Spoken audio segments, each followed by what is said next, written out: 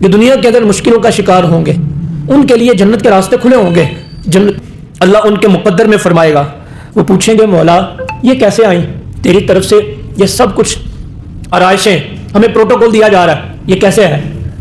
اللہ کے رسول صلی اللہ تعالیٰ علیہ وسلم نے ارشاد فرمایا، اللہ فرمائے گا وہ جو زندگی کے اندر تمہیں تکلیف آئی تھی، تمہیں ایک بار بخار آیا تھا، سر درد ہوئی تھی، تمہاری اولاد نافرمان تھی، تم صبر کرتے تھے، کاروبار نہیں چل رہا تھا، تم صبر کرتے تھے، اور مشکل آ گئی، حکومت کا، محلے والوں کا ظلم ہو گیا، کچھ بھی ہو گیا، معاملات پریشان کن تھے، تو اس وقت جب تم نے صبر کیا تھا نا اللہ کی رضا کے لیے، اللہ پاک نے آج اس کا صلہ عطا فرمایا ہے.